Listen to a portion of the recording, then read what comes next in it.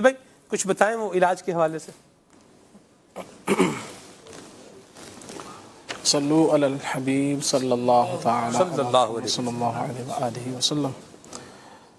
کھجور کا milk shake یہ پیتے ہیں تو اس حوالے سے پوچھا تو اپنی اپنی طبیعت کے اعتبار سے ہے کہ اگر آپ 5 کھجوریں اور بادام یا کچھ اور چیز بھی اس میں شامل کرنا چاہیں اگر آپ کو چلتی ہے تو لے سکتے ہیں. اور گرمی میں اگر لینا چاہیں تو آپ 3 بھی لے سکتے ہیں, کم بھی کر سکتے ہیں, 2 بھی لے سکتے ہیں. یا بعض اوقات کے اعتبار سے ایسا ہوتا ہے کہ رات میں پیا تو ہضم نہ ہوا تو صبح پی لیں, صبح پینے میں کوئی پرابلم ہے تو شام میں پی لیں. تو اس کو کسی بھی وقت لیا جا سکتا ہے. کھجوریں جو ہے یہ الحمدللہ جسم کو بہت زیادہ تقویت پہنچاتی ہیں, بہت زیادہ انرجی فراہم کرتی ہیں کہ جو لوگ جسمانی طور سے کمزور ہیں دودھ ڈال کے نہ بھی لیں, کسی بعضوں کو دودھ جیسے نہیں چلتا تو یوں ہی کھجوریں 2 3 صبح شام اگر استعمال کر لی جائیں تو انشاءاللہ عز و جل یہ بھی جسمانی قوت کے لیے بہت فائدہ مند ہے. اور بہت ساری دواؤں سے انشاءاللہ یہ آپ کو بے نیاز کر دے گی. یعنی کہ بہت ساری دوائیں جو طاقت کی لوگ لیتے ہیں یہ کھاتے ہیں وہ کھاتے ہیں, تو اگر اس کی جگہ 2 3 یا اپنے حساب سے تھوڑی کھجوریں صبح شام استعمال کر لیں تو انشاءاللہ بہت ساری دواؤں سے بچ جائیں گے اللہ نے چاہا تو. اس طرح سے اسگن ناگوری کے حوالے سے پوچھا تو یہ ویسے عام طور سے اسلامی بہنوں کے لیے زنانہ امراض میں یہ فائدہ مند ہوتی ہے, نقصان دہ نہیں ہے.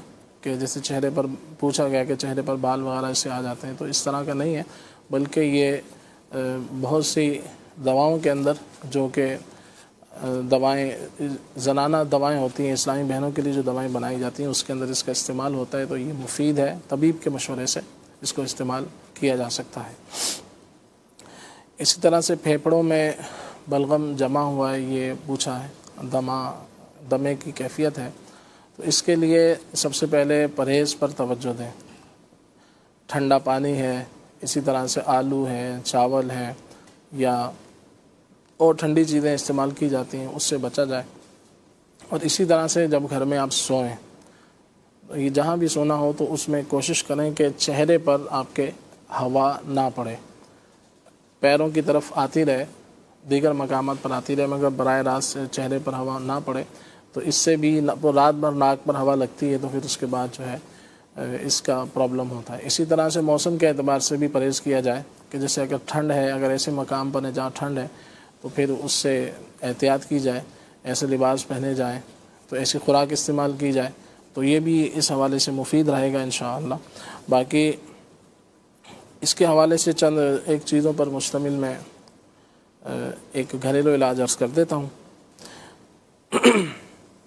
اگر کہیں سے آپ کو زوفا کا عرق بنایا جاتا ہے یا بعض دواؤں میں شامل کیا جاتا ہے, ایک جڑی بوٹی ہے گل زوفا, تو اس کو اگر لے کر استعمال کریں گے تو انشاءاللہ عز و جل یہ بھی اس حوالے سے بہت زیادہ مفید ہے. ایک سیرپ بنانے کا, شربت بنانے کا میں آپ کو عرض کر دیتا ہوں, وہ آپ اپنے پاس نوٹ فرما لیں تو انشاءاللہ یہ بھی اس حوالے سے دمے کے حوالے سے تو مفید رہے گا.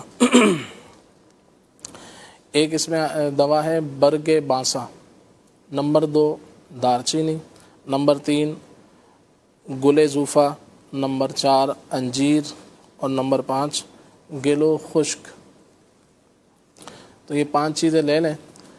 اس کو آپ تقریباً 2-3 لیٹر پانی کے اندر اس کو پکا لیا جائے. پکانے کے بعد اس کو چھان لیں, چھاننے کے تقریباً 15-20 منٹ اس کو پکا لیا جائے, دوائیں وغیرہ اچھی طرح پک جائیں. پکنے کے بعد اس کو چھان لیا جائے. چھاننے کے بعد اس میں تقریباً 700 گرام کے آس پاس اس میں چینی شامل کر لی جائے.